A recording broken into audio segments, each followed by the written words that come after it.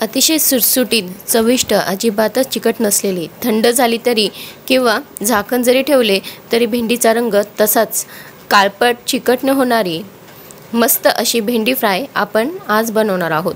खूपच साधी सोपी आणि झटपट होणारी रेसिपी आहे, कुणीही सहज बनवू शकेल। चला तर मग रेसिपीला सुरुवात करूया। मी इथे छान ताजी कोवळी आणि महत्त्वाचं म्हणजे डार्क हिरव्या रंगाची अशी अर्धा किलो भेंडी घेतली आहे। भेंडी जरी दिसायला मोठी असली तरी ती कोवळी आहे। वरून अतिशय चोपडी पोपटी रंगाची म्हणजे लाईट ग्रीन रंगाची भेंडीची भाजी अजिबातच छान बनत नाही। चिकट तर होतेच, त्याचबरोबर थंड झाल्यानंतर तिला हळद न टाकता देखील पिवळसर रंगाची दिसते आणि त्यानंतर बेचव। त्यामुळे कधी पण भेंडी घेताना मागील बाजू थोडीशी तोडून बघावी। लगेचच तुटत असेल तर ती भेंडी कोवळी असते, त्यामुळे ती पटकन चिरता येते आणि लवकर शिजते।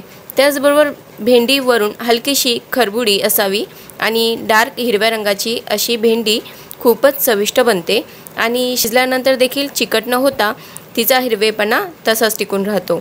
अशा प्रकारे भेंडी पाण्यात टाकून एक एक भेंडी स्वच्छ धुवून आणि पाणी निथळण्यासाठी चाळणीत ठेवूया। सर्व भेंडी धुवून झाल्यानंतर अशी चाळणीत ठेवल्यानंतर बाकी तयारी करूया।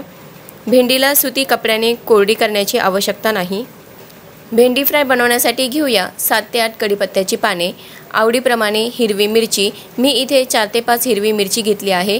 आता विळीने हिरवी मिरची बारीक कापूया। आता यानंतर बारीक चिरायला घेऊया 9 ते 10 लसणाच्या पाकळ्या। लसूण विळीने असा बारीक चिरून घेऊया। जास्त लसणामुळे भेंडी फ्रायची भाजी अतिशय उत्कृष्ट बनते।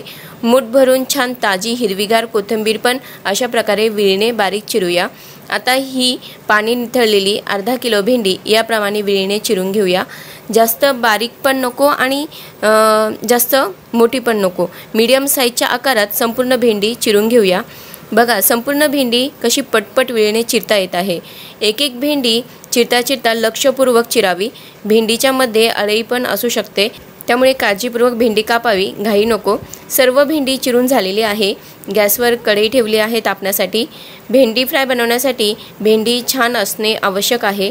आता कढईमध्ये 3 वगळी तेल टाकूया।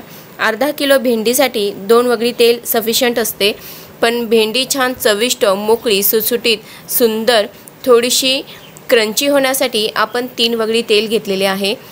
तेल कडक तापताच हाय फ्लेमवर फोडणीसाठी तेलात टाकूया अर्धा छोटा चमचा मोहरी, 1 छोटा चमचा जिरं, 7 ते 8 कढीपत्त्याची पाने, 9 ते 10 पाकळ्या असा बारीक कट केलेला लसूण आणि 4 ते 5 हिरवी मिरची अशी बारीक कट केलेली चमच्याने मिक्स करूया।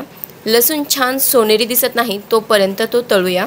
एखाद्या मिनिटानंतर फोडणी टाकूया छान हिरवी फ्रेश मूठ भरून बारीक चिरलेली कोथिंबीर, पाव छोटा चमचा हिंग टाकूया।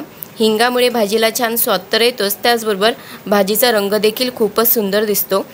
हाय फ्लेमवर उलथणीने मिक्स करूया। लसूण छान सोनेरी झालेला आहे, त्याचबरोबर कढीपत्ता, कोथिंबीर, मिरची देखील छान क्रंची अशी तळलेली आहे। भेंडी फ्रायसाठी हाय फ्लेमवर ही अशी कडक फोडणी देणे गरजेचे असते, त्यामुळे देखील भेंडी स्वादिष्ट होते। आता कढईत टाकूया ही छान धुतलेली कट केलेली अर्धा किलो भेंडी, चवीनुसार मीठ टाकूया। हाय फ्लेमवरच अशा प्रकारे उलथणीने भेंडी खालीवर करत छान मिक्स करूया। हाय फ्लेमवर आणि कढई पण कडक तापलेली आहे, त्यामुळे भेंडी खालीवर करताना अजिबातच चिकट होत नाही। भेंडी छान मिक्स होताच ती आणखी खालीवर न करता वाफ दडपवण्यासाठी 2 ते 3 मिनिटे कढईवर झाकण ठेवूया। 2 ते 3 मिनिटांनंतर कढईवरील झाकण बाजूला करूया। भेंडी कोवळी आहे, त्यामुळे एका वाफेतच ती छान शिजते। उलथणीने भेंडी खालीवर करूया। भेंडी बोटांनी दाबून चेक करू शकता भेंडी छान शिजलेली आहे की नाही। तुम्ही बघू शकता भेंडी छान शिजलेली आहे।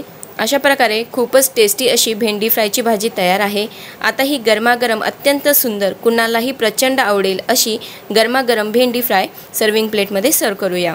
मग कशी वाटली आजची रेसिपी कमेंट करून नक्की सांगा।